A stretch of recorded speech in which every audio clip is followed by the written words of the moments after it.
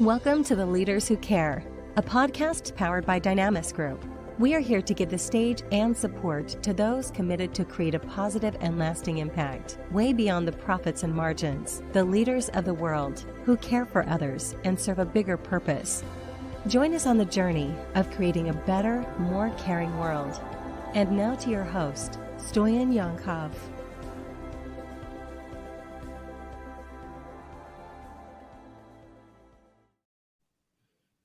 Hello, everyone, and welcome back to The Leaders Who Care, the podcast that's bringing some of the most impactful leaders from all across the globe, not just impactful leaders, but leaders who care. And I'm very excited to welcome our guest today. Alison, how are you today? I am very well, thank you. Yourself? Very good, thank you. And this is a question I guess we need to ask each other more often, right? Absolutely. I mean, one thing I would say that we saw throughout the pandemic was the question, how are you? Within teams, in organizations. And I think it really opened up, a different type of conversation, amongst leaders and their teams, which was great. And I really hope that those type of conversations are continuing to this day. And I would love to dig into very practical strategies, ideas, and mindsets. But before that, Alison, would you introduce yourself and maybe give us a bit of a perspective? Where do you come from? And how did you end up in doing what you do today, being the UK CEO of City Mental Health Alliance? Yeah, no, absolutely. And for those listening who are not aware of the City Mental Health Alliance, we're a membership organisation, just celebrated 10 years. And we essentially work with businesses to help them create mentally healthy workplaces. My background, so I started in HR. When I started my career, I'd finished my A-levels, had intended to go on to university, and I was taking a gap year to, earn a bit of money, then go travelling. At that time, I really struggled actually to just find a basic administration job. Was working for an organisation called Orders. It was a retailing group, and I had a Saturday job there. And I was invited to join a management training programme. And interestingly, as you'll hear, is where my career ended up. It was because they didn't have enough women on the management training cohort. So they were really keen to get me onto that particular program. And I did, and I started it with the intention, obviously, to finish and go off traveling. But needless to say, I enjoyed the management training program, ended up doing a secondment in HR and absolutely loved working in HR. I realised at that point, this is what I want to do for my career. So I was really pleased to be promoted into an assistant manager role within a HR department. And that's essentially how my career started. And I started working for this retailer. I spent a brief period working for the NHS in a HR role. But really, I suppose the most fundamental part of sort of my career development was with the John Lewis Partnership, who I'm sure many, will be familiar with, the department store and supermarket retailing group. And I joined there as a HR manager. And it really was my training ground, actually, for the future of my career. And for those who aren't familiar with the inner workings of the partnership, it is a co-owned business. So it's actually owned by the employees. And it's a really unique organisation with a really unique kind of democratic structure, which essentially enables everybody who works for the organisation to have a voice and a say in how the business is run, but also actually reward employees through the kind of profit sharing scheme that they had in place. But what was really interesting about working with them was just, I suppose, the level of employee engagement. So this really unique model where everybody was, working hard, not only to support the success of the business and ultimately, obviously, reward financially, but also supporting each other. So actually we all felt very responsible for the success of the business, not only for ourselves, but also for our colleagues. And it was an organisation that really cared about its people. It had a sort of a constitution that was created by John Speed and Lewis, which essentially set out a number of kind of measures and sort of actions put in place to ensure that people working for the organisation had opportunity and that were well supported. So I think if we think back, I mean, this was in, sort of the early 2000s. This is quite a long time ago for an organisation really putting, wellbeing at the heart of, the way it operated and the way it managed its employees. So that's where I started. And I think that was a really good training ground for me in a HR management role. Really loved, employment policy and employment law. And I moved into the head office role, after a few years of sort of managing HR on the shop floor. And in the head office role, it was my first diversity role. So it was a brand new role created by the organisation. And I'll be very honest, at the time when the opportunity came up, I didn't really understand what was meant by diversity. So, did a lot of reading and a lot of research. And I was very thankful to be offered the opportunity. So this was back again in the early 2000s, a diversity role, very new, very much an emerging area. And I got the opportunity to work, across both the John Lewis Department Stores division and the Waitrose division, really learning a lot about the kind of diversity of people across the organisation. And it was a really good training ground for me, and really set my kind of passion, I suppose, for inclusion in the workplace. So after that, I loved that job. Really didn't want to leave the organisation, but felt very strongly that I needed to do something other than retailing. So I moved into the legal sector. Joined a big international law firm looking after employment policy and diversity. And diversity was actually meant to be quite a small part of that role, but within a few months actually took over my role, and I was then given the opportunity to lead a diversity programme for the UK, which I did and loved. And that soon evolved into a global diversity role. So I was heading up the sort of global diversity program for the law firm. So again, it was a really good career opportunity for me. Lots of development, lots of learning around cultural differences and, how diversity and inclusion is viewed across the world. Sadly, back in 2013, the organisation had lost a senior colleague to suicide. And this was a really difficult time, as you can imagine, for the firm, obviously for the individual's family. But it did lead to a question about what more could we have done to, support people who are, who need support for their mental health. So I was asked to look at wellbeing across the organisation, and that's essentially how my career then moved over to wellbeing as well as inclusion. So I was devised with developing a strategy for the organisation and implementing a programme of work. At that time, I then met a lady called Poppy Jaman, who was at the time the CEO of Mental Health First Aid England, and she had taken on, a role to develop this organisation called the City Mental Health Alliance, which essentially at that time was a very small group of business leaders who really wanted to start talking about mental health in relation to the workplace and really ensure that businesses were starting to recognise but also prioritise mental health in their workplaces. And at this time, this was in the kind of aftermath of the financial crisis. There were sadly, a number of suicides of city workers, some of which, had happened on workplace premises. So it was starting to become, a more sort of visible challenge, for people and for organisations wanting, obviously, to support their people. So I'd met Poppy, and the law firm I was working for, we joined as one of the founding sort of members of the City Mental Health Alliance. So I was involved with the organisation pretty much from the early onset. I then moved on to a different organisation, completely different sector. So it was the STEM, and defence. Really interesting change of, gear in terms of my career. And then after that, I then joined the City Mental Health Alliance. So Poppy and I reconnected.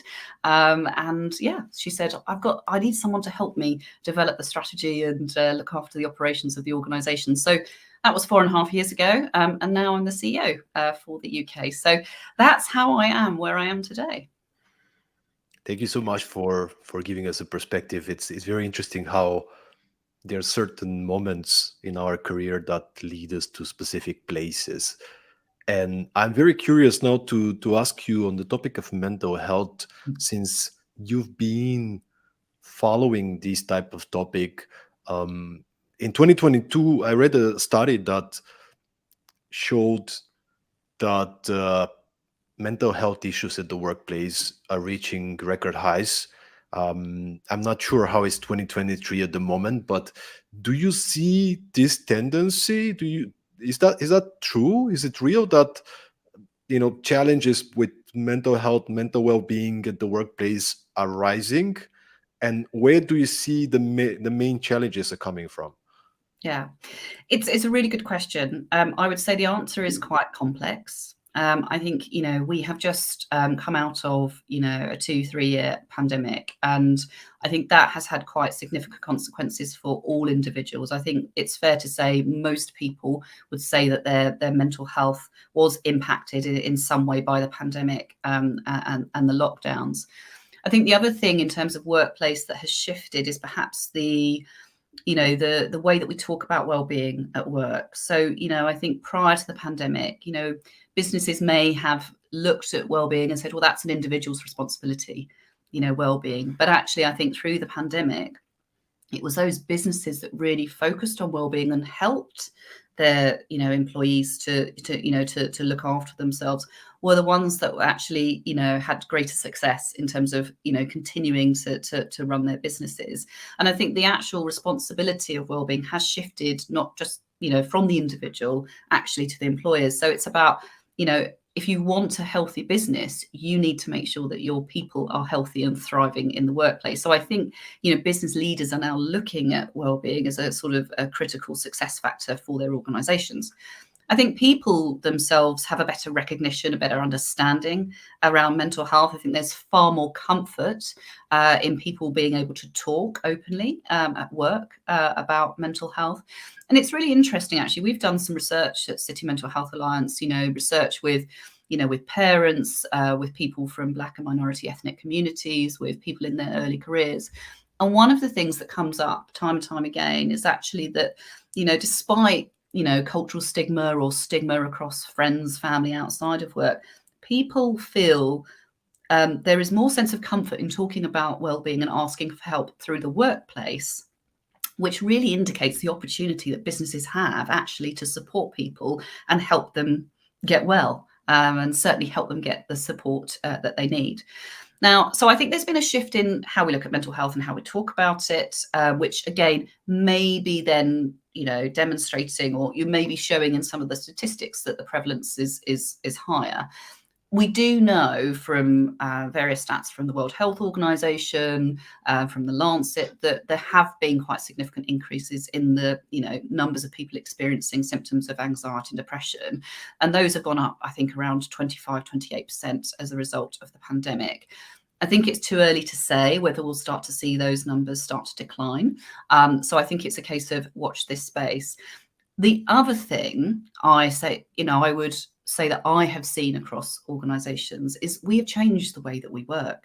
So, I think initially, when the sort of lockdown started, it was a bit novel and people had a bit more time in their diary because they weren't traveling into the workplace and weren't having all of these meetings.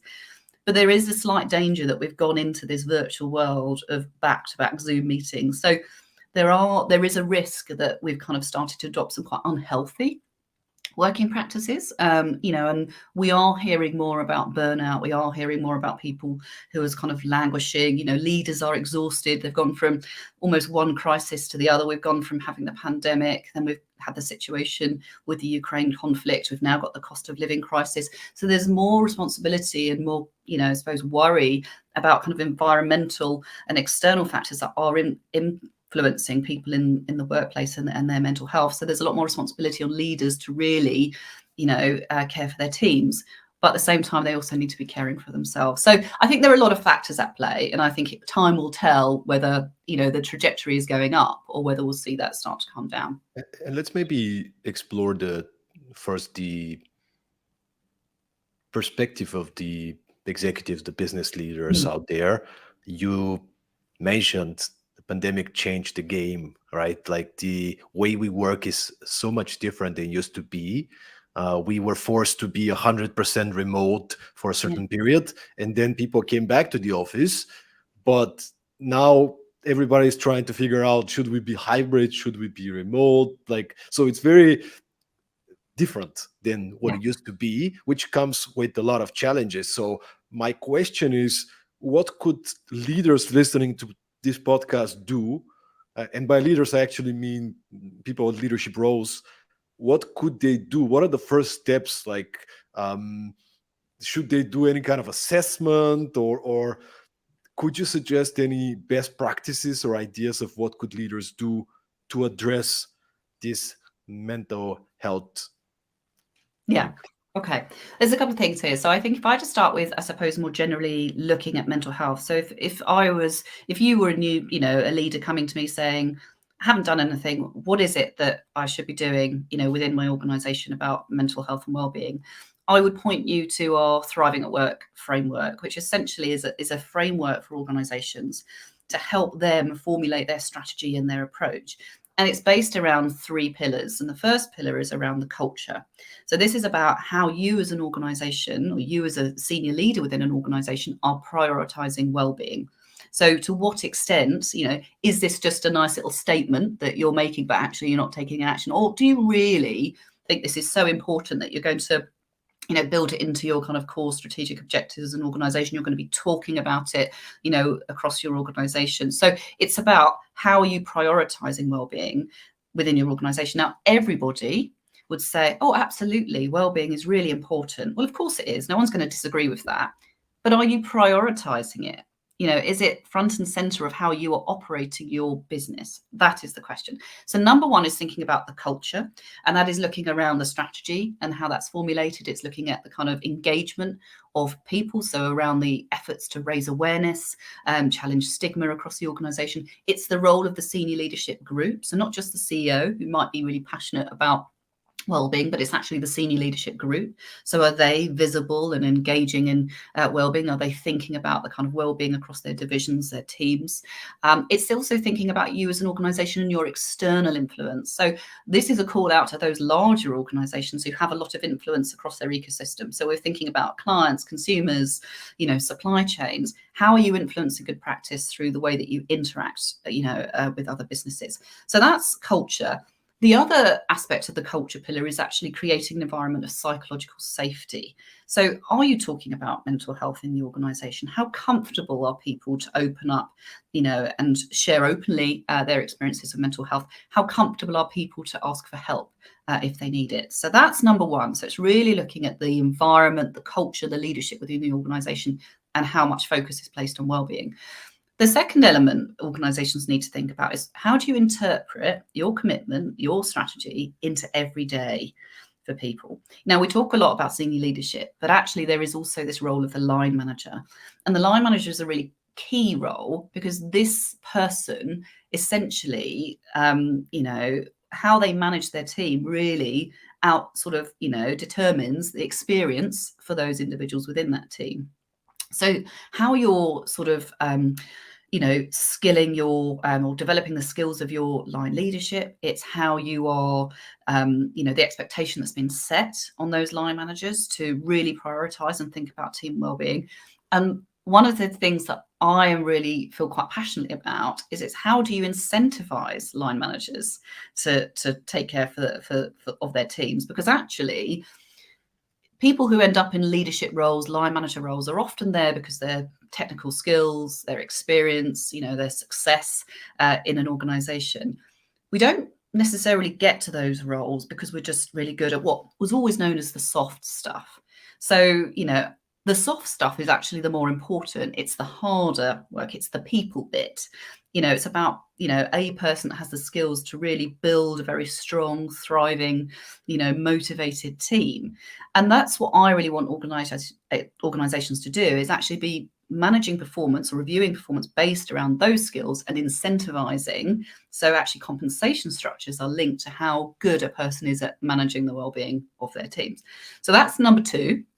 And across that kind of number two, we'll be also, in the framework, you'll see it's employee life cycle. So it's looking at how mental health practice is embedding through the moment of attraction all the way through to exit. It's looking obviously at that line manager, and it's looking at ways of working and the working environment, so the physical working environment, how an organization is approaching kind of hybrid working, for example, how an organization is mitigating any psychosocial risks that there may be as a result of ways of working. And then finally, the third pillar is about support. So as I mentioned, workplaces are a place where many people feel they can access help. So, if you as an organisation have support available to people, because, if we look about the UK, for example, the UK, mental health kind of, support system is, a little bit broken. People are really struggling to access the support that they need. So if it's available through an employer benefit or employee benefit, then that's, and people have ease of accessibility to that support and are encouraged, to access support if they need it, then actually it's about, an organisation playing a role in helping people to be well. So it's culture, it's workplace, and then it's support. So that's essentially the framework, and that's how we would advise and support an organisation in developing their approach.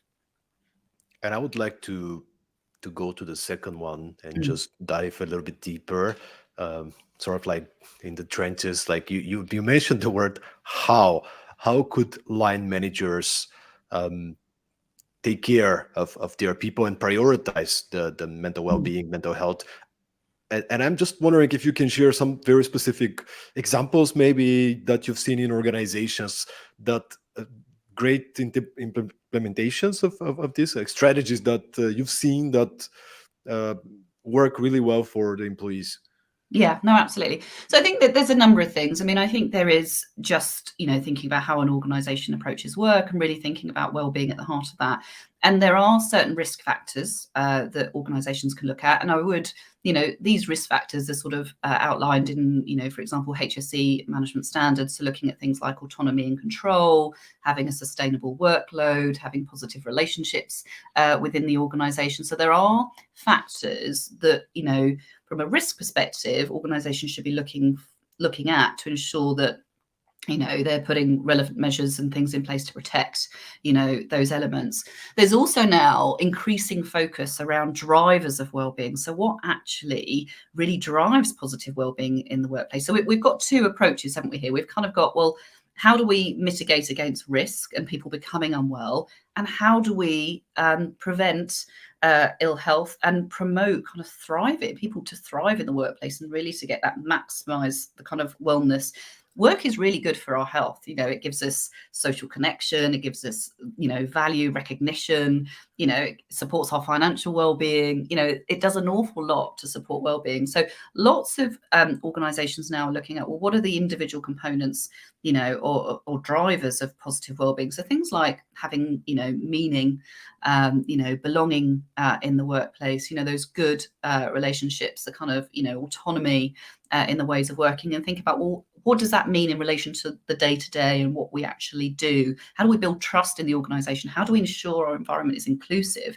Because if you don't have inclusion, then you certainly won't have well-being in your organization. So it's complex. There is a lot of information out there for businesses to look at and think, well, how can we do this? I think one of the biggest challenges actually is it's quite difficult to measure well-being. That is a real big challenge for businesses. There's lots of data, but it's how do you assimilate that data in a way that's giving you an accurate picture of what's going on in your organization? And the other thing around data and is actually that individual well-being can fluctuate in the course of a day. So having an engagement survey once a year and asking a few questions about wellbeing isn't really going to tell you a huge amount. So what if I had a bad day and then I voted on that? Yeah, well, exactly. So, it's a big challenge for businesses, but I think it's about thinking about you as an organization, how much you're prioritizing, really thinking about putting well-being at the heart of everything that you're doing. So when you're thinking about, how you're designing work, if you're thinking about, ways of working, so virtual working, hybrid working, how are you ensuring that, the ways of working are supporting well-being, across all of those different strands. So it's complex, but doable. So yes.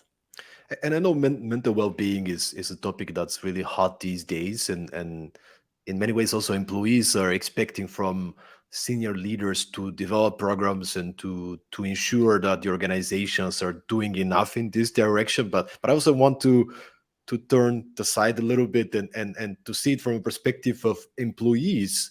What would be your recommendation to employees in terms of being the change makers, being the leaders that are voicing when things are not going well, or sort of like pointing out strategies and ideas. What would be your advice to employees? Yeah, well, absolutely. I mean, I think to employers, there's and again, I'm just going to go back to the employer's perspective in terms of interventions and things that employers are doing. It's not only around how do we support people that are unwell, it's how do we educate people to maintain their wellness. Because actually, an employer can only go so far in terms of what they do and what they provide. It really is down to us as individuals to prioritize and manage our own well-being. So I think firstly there's education. Now go on Google, there is so much information out there around looking after your own well-being. And one of the things, so we also do a lot of training with businesses, and part of the kind of mental health awareness training that we do is also not about just understanding mental health more generally, but how do you as individuals look after your own mental health. So part of that I think is really trying to understand ourselves and our stress signature. So how do we as individuals recognize when perhaps our stress levels are getting a little bit too high? So are there certain signs? So sleep may be interrupted. You might find you're a little bit more short with family, friends, colleagues. You might be drinking more alcohol in the evenings, or engaging in certain habits that well, actually that's a sign that I'm feeling quite stressed. And what we want to do is people to recognize some of those stress signatures, those symptoms that may arise when they're starting to become stressed, and then take what we would call positive tap turns, which is around the positive steps that we can take. And that leads to things like the 5 ways to wellbeing. So, committing to exercise, eating healthily, having a good kind of sleep hygiene, really thinking about perhaps ways of working that are, creating stress. Interestingly, the Zoom to Zoom to Zoom to Zoom calls actually cause quite a lot of mental strain on people. So it's thinking, well, actually, if I block in a 15-minute break in between each meeting, that does give, if I have to have all of those meetings, it does give my brain a little bit of a rest, and I can take wellbeing breaks, putting wellbeing breaks in diaries so that people are prioritizing their wellbeing. And I would say it's almost a sense of, if you really want to perform at your peak, think of yourself as an athlete. Now, you might not be an athlete or as fit as an athlete, but we've got to think about, our resilience is finite. It will run out if we don't replenish our system. So we need to think about how do we make ourselves the best that we can be. And we do that through good, healthy wellbeing practices. So there's lots of information out there around different ways to wellbeing and the things that individuals can do. But also I know employers are doing a lot in terms of education and awareness raising around some of those topics. I love that you mentioned that. And if you think about, we as human beings work best in cycles, and in order to be most productive, it's about being hyper focused for a certain period of time, and then it needs to be followed by rejuvenation, recreation. I mean, we have a day and we awake, and then we have to sleep, right? But we got to do the same during our working hours in order to be most productive. Yeah, absolutely. There's an interesting study that was done by Microsoft, actually looking on the impact of the brain from switching straight from task to task, which is often what happens in these sort of back-to-back meetings, or if people don't have those breaks to give their brains a bit of a rest. Our brains conserve a lot of our energy. So it's important that, as well as our physical fitness, that we're really thinking about our mental fitness as well. It's the most of the energy consumed by the brain, isn't it? Yeah, I don't know the exact figures. I think it might be 20% or something like that is consumed by the brain, which is amazing, really, because it's not really moving, is it? But obviously all that, heavy thinking and, work does take up a lot of energy. So, yeah. You know what I'm curious to hear, because you do work with many different organizations, and I'm just curious to hear whether some of the senior leaders might be concerned if we invest too much into the well-being of the people, or well-being strategies and so on. Would that affect our productivity and our results? Do you hear that sometimes? And what would be your advice to them?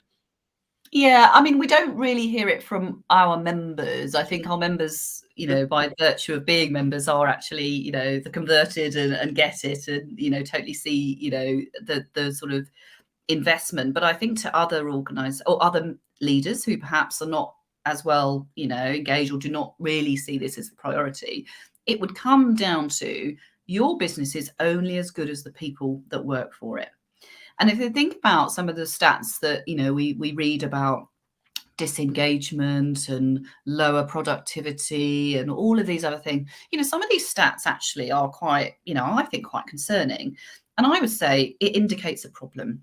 Now not every organization is going to have these problems, but those sort of 80% of people are disengaged in the workplace. Well, that surely is a problem. If you had an IT problem, for example, and it was costing your business millions of pounds a year, then you'd fix it, wouldn't you? You'd invest money in a new system to fix the leakage of all of this money that you're losing as a result of your IT system. You should do that for your people, because actually your business is only as good as the health of the people that are in it.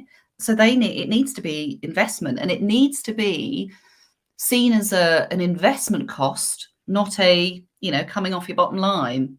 So it's an investment in your organization, investing in the people in it. Because if you have a really thriving, engaged, productive workforce, then just think about what that would mean for any business. So, I think, yes, it might be difficult to demonstrate return on investment because, again, as I said, it's very hard to measure the state of wellness, across all of your employee base. But, intuitively, we know this is the right thing to do. And there are data points and there are measures. There's some really interesting work being done by the World Wellbeing Movement and Oxford University that really are showing that happier workers are more productive workers. And, so there are now more research and sort of, data studies, showing that actually wellbeing is good for business. I had a really interesting conversation recently with the first chief HR officer of LinkedIn. His name is Steve Carrigan. He's the author of a book called Workquake. And it was a very interesting perspective he gave. He was talking about many business leaders he talks to are like, how can I get people engaged in the workplace? And he kind of makes a pose and he's asking them, how about we ask the question differently? How can we engage with our people? Why should people be engaged with the workplace? How about we start with us, the leaders, and say, what can we do to engage with our people? What can we do to be available? What can we do to take care of them? What can we do to listen? What can we do to appreciate them? What can we do to ensure an environment where they belong? And I thought it's a really good perspective. No, absolutely. And I think, we are seeing, or we have certainly pre-pandemic, I know there was a lot of discussions around, I suppose, the changing relationship between employer and employee. They're very much before, okay, you give me work, I'll do that work. But now it's around, you've got, reviews of organizations as employers, and there is almost this sort of change in emphasis around, well, do employers have to do more for their employees or vice versa? So I think it's it's a really interesting debate, and I think it should always start with a question, what can we do to support you? How can we help to sort of build your well-being? Because without that kind of intel and insight, then an organization isn't really going to know where to prioritize. So employee sentiment, I think, is incredibly important in understanding what the challenges are and some of the actions that need to be taken. And as you said, I mean, leadership, it goes both ways. On the one side, we can always point out at the senior leadership and blame them and look at them. They didn't provide us, like this company. Yeah, okay, but what do you do as an employee? How do you show up as a leader?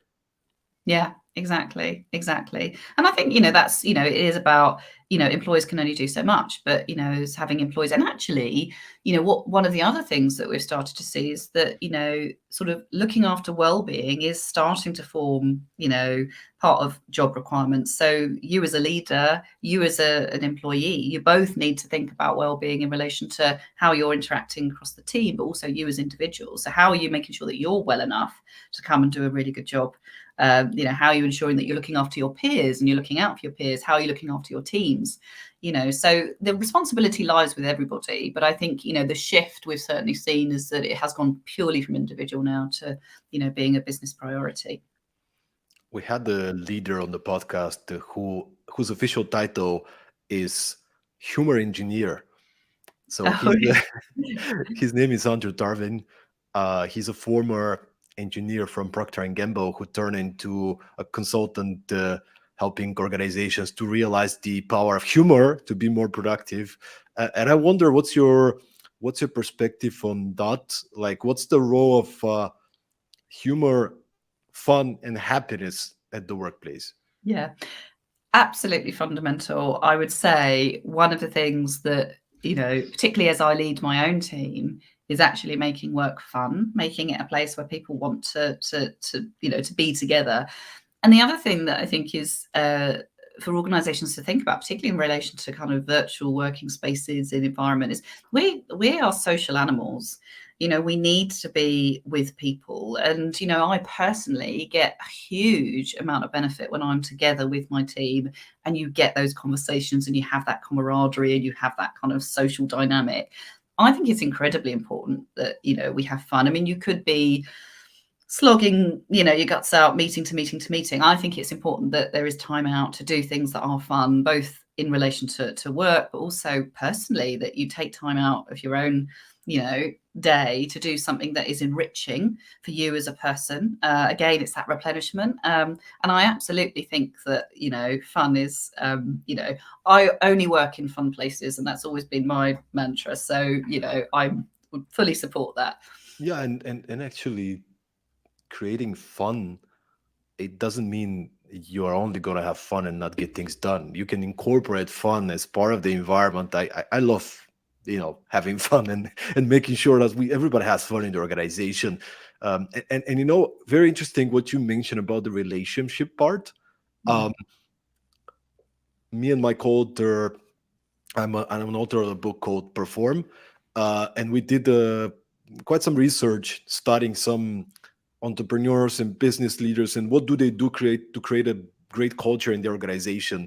And there were several people that we talked to that pointed out one strategic idea or practice they implemented was ensuring that people like each other in the organization. I'll give you an example. There was a leader called Momchil Kyurikchev, who's the co-founder of a company called Lean Plum. I think they made an exit this year. They're doing really, really well. And early on in the organization, they'll set up those sort of like, hey, let's meet up on a Friday, make sure that we have a little bit of fun. When they started growing, they cannot meet because they're not 5-10 people anymore. They will set up those lunches where, you go to a lunch, it's paid by the company, it's company hours, and you have to sit with some people from the organization that you don't know, and they give you like some questions, and the question could be, what is a person that was a role model for you in high school? Something like that, right? So you can get to talk to other people, and their main idea was we want to create friendships and good relationships in the organization. Yeah. So I wonder if you can just tap a little bit into that. What is the role of having great relationship in between the people working in a company? Yeah. Well, I think, part of this actually is around team dynamics. And I think if you can build really strong relationships across teams and, inter-team, dynamics, I think that's incredibly important because, again, what comes with good relationships is trust. And what comes with trust, is giving people the opportunity to perform well, to contribute. I think there are cultures or certain cultures that I've heard about where people don't feel they're able to speak up or make suggestions, or this fear of failure. And actually, I think in an organization where, again, wellbeing is at the core, it's about that really trusting working environment, building strong relationships, having the ability, good communication across teams. And I think you can put in slides and all sorts of things that might be, seemingly fun, but I do think it's about that human connection. And I'm a real believer. And, I think what I'm sort of, seeing a lot, in social media and, in the media at large is lots of stories about division and, and people focusing on what's different between us. But I'm a real believer in the kind of, what is our human connection? What are the commonalities of us as human beings? And I think intrinsically things like well-being and having fun are all, I haven't met anyone that doesn't want to have fun or enjoy themselves. So, I think there's a lot that can be done and a lot can be said for actually really focusing in on that kind of team dynamics, social connection, and fun in the workplace. And just, actually today, a member of my team, we look at what we can do each month around wellbeing. So in January, it was everyone, who signed up to exercise every day, and there was lots of team chat and sharing the ups and downs of exercising every day. We had sleep hygiene, talking about ways in which we're all trying to look after our sleep and some of the challenges. And then, coming up next month, it's sort of DJ of the week. So, each sort of team member who, puts themselves forward is kind of creating a playlist for everyone to listen to. And it's, we have the lazy book club. So there's lots of things that, whilst they are more fun type activities, actually do really help build that connection across the team and develop those relationships. I love it. Alison, I want to wrap up with the question. You're taking care of so many with the work that you do, the organization, the City Mental Health Alliance. You guys are doing an amazing work, and I wanna give you, really praise you for the work that you do. But I wonder, what do you personally do to take care of yourself? Yeah, good question. I think my biggest challenge is making space to do something. So I think, I'm a mother of two as well as having the job that I do. So I feel like I'm on a kind of, the sort of conveyor belt of life. So I have to really purposely step off that and take time out. And I think for me, I find walking. I've moved out of London actually into Surrey. I've got some lovely green space around me. So actually getting out and walking every day is really key. Even on those days, I think, God, I'm so busy. I really, could do with that time just to kind of crack on with the desk job. I actually now am very, strict about, no, you need to go outside, you need to walk, you need to, have that time out. I do play tennis. I'm not particularly good at it, but it is a game that, I enjoy playing, and, it gives me that, again, getting away from the desk, doing something fun, because even though I'm not very good at it, I I do enjoy it. And then things like reading, and just, again, having a bit of time on my own.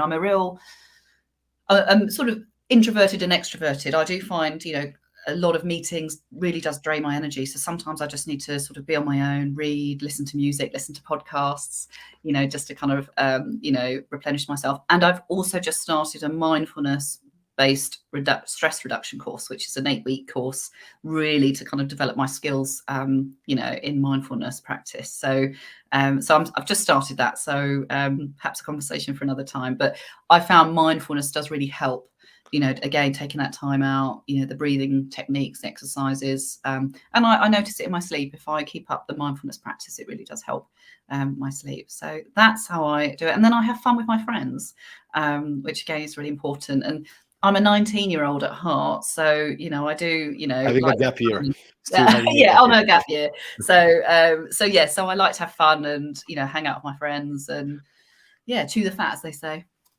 Thank you so much for being vulnerable and actually sharing that you don't have it perfect, but just like everybody else, you're trying to figure it out. Because I think many people can associate with that. We're all trying to navigate and be perfect, but at the end of the day, we're human, but at the same time, it's not an excuse not to make ourselves a priority, especially for the women listening, which are putting kids, relationship, job, everybody else, relatives, and then maybe somewhere is you, right? Yeah, exactly. And the most important thing that I've learned is that you can't do any of those jobs well unless you are feeling well. So it's that, the analogy around the oxygen mask on the flight, you need to look after number one first, and then you can look after everyone else around you. So, it is really important. And I think we all need to remind ourselves of that from time to time when we're perhaps thinking about making the wrong choice. I love it. Alison, finally, I just want to give you the space to maybe share with us, where could people find you, and how can you guys support organizations at the City Mental Health Alliance? Yeah, absolutely. So the organisation, so we have two names. We are City Mental Health Alliance, which is our original name, which was the organisation that was set up in the City of London. So we have a website, citymentalhealthalliance.co.uk. So please check us out. Lots of free resources, accessible resources on that site. Our global membership program. So we also now have a program of work to help global senior leaders, global practitioners to develop global approaches, in organisations. And that organisation is called Mind Forward Alliance. And you can find that at mindforwardalliance.com. Essentially, we are a membership organisation, but we're not a typical membership organisation. So we work with businesses. We don't just push out content and events. We work very closely with our businesses. So we are essentially working as kind of strategic advisors to businesses. And we have the Alliance, which essentially is a community of businesses. So our members are part of this community. And we help each of our organisations to create, involve and embed good mental health practice. Now, we do that through an events program for senior leaders and for what we call wellbeing practitioners. So that might be people with dedicated wellbeing roles, HR professionals, rewards, benefits, health and safety, whatever it is within the organisation. We also have guides, toolkits, resources, research that we do. There's a lot of focus around intersectionality. So we're not just looking at mental health in isolation. We look at mental health in relation to things like race, early careers, neurodiversity, gender, all of this sort of different, everything that makes us who we are. So it's a complex area, and we support businesses with that. We also have assessments and benchmarking. So we have, a tool that businesses can use to identify gaps in their approach. And again, we work very closely with our member organisations to help them. And then being part of the community, it's about learning from other businesses. So how can businesses learn what works and most importantly, what doesn't work? So, it's about, shared learning, being part of community and doing something that's really good, not only for businesses, but also for society at large. Thank you so much, Alison, for being with us today. Thank you for what you're doing to the world and making it a better place, inspiring more organizations to be caring leaders. So thank you so much. And thanks everyone for being with us today. If you haven't yet, you can find the Leaders Who Care podcast on Spotify, Apple Podcasts, and all other major platforms. We'll keep bringing you inspiring and caring leaders, and hopefully we can create a little bit of a better world. Thank you so much, and see you once again the next episode of The Leaders Who Care. Thank you.